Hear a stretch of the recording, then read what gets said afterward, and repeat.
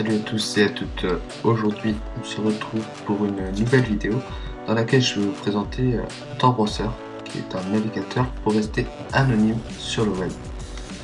Donc comment peut-on rester anonyme sur le web avec ce navigateur?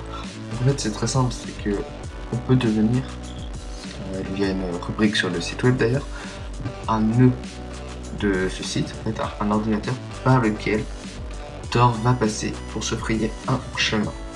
Donc plus il y aura de personnes qui deviendront nœuds du projet, plus il sera dur de nous tracer. Et oui, parce qu'en fait, à chaque fois que Tor passe par un nœud, il rajoute une couche de cryptage. Ce qui fait que on a un réseau multicouche, dit en oignon, ce qui explique en plus le logo de Tor. Donc voilà. Donc c'est également très dur de vous tracer puisque votre IP elle-même fait ce trajet, fait partie du trajet. Donc voilà. Si vous faites des téléchargements, vous pouvez, mais tout ce qui est téléchargement assez dangereux, c'est piège, notamment sur la deep web. Ouvrez-les plutôt en hors-line et si possible dans une machine virtuelle ou un ordi que vous avez planqué dans votre garage, un vieil ordi des années 80. Voilà, pour ne rien craindre d'un éventuel virus ou autre. Et éviter aussi de mettre des extensions, parce que franchement, ça serait trop bête de se faire repérer par une extension. Parce que oui, les extensions sont des vrais petits espions. Donc voilà, on va commencer tout de suite. Alors, on se rend sur le site de Tor Browser, qui est https://www.torproject.org. Je mettrai le lien dans la description de la vidéo. Donc, arrivé sur cette page, on fait Download Tor. Donc voilà, j'arrive sur cette page. Mon système d'exploitation est immédiatement repéré. C'est pas très difficile pour un site web, surtout de la hauteur de Tor. Donc voilà, il me propose son petit logiciel qui est par ailleurs développé en C. Donc on fait Download Tor Browser. Voilà. À l'origine, vous avez cette case cochée par défaut. Donc si c'est le cas, vous faites puis bien sûr enregistrer le fichier. Donc maintenant vous cliquez sur OK. Et voilà, vous voyez qu'un téléchargement pour 15 secondes est lancé.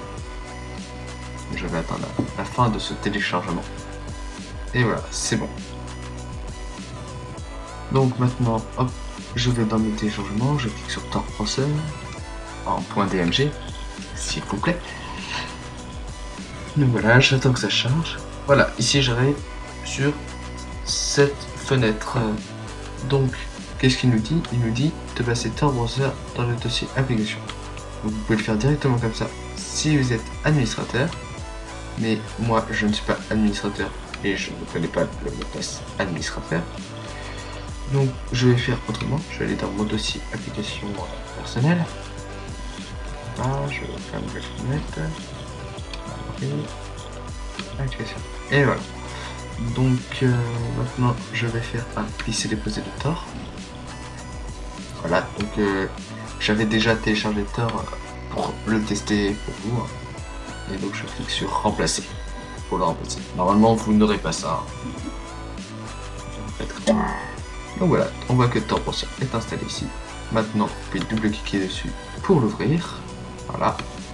Torbrowser.app est une application provenant d'un téléchargement depuis internet. Voulez-vous vraiment l'ouvrir? Ouvrir. Donc c'est une sécurité mise par Mac, par Apple. Et si vous ne pouvez pas les ouvrir, c'est parce qu'il y a un réglage à changer dans votre préférence système. Je cherchais le nom. Donc vous pouvez configurer, mais bon, moi je vais aller directement sur Connect pour vous montrer. Donc voilà, il se connecte à votre réseau.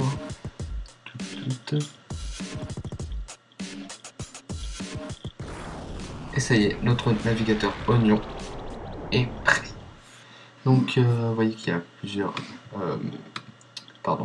moteurs de recherche par défaut.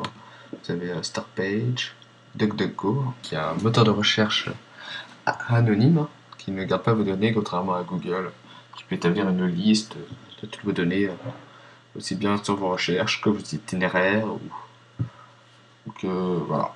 Enfin bref, je vous laisse imaginer tout le pouvoir que peut avoir Google et tout ce qu'il peut enregistrer sur nous. Donc voilà, maintenant je vais par exemple aller sur YouTube.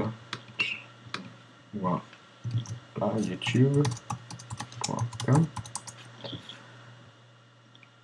Vous voyez que on est en HTTPS. Je vais essayer de voir si on peut y accéder. Vous voyez qu'on est en HTTPS.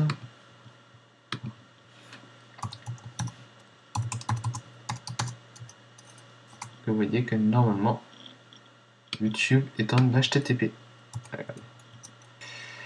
Voilà, voilà. Donc voilà, c'était tout pour maintenant là. Voilà, c'était tout pour cette vidéo. Que je vous laisserai surfer un peu sur Tor-Browser.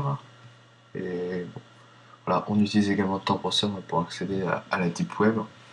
Et n'oubliez pas de vous passer par un VPN et un petit ou autre. Voilà. Donc salut et à bientôt pour une prochaine vidéo. Et ciao ciao.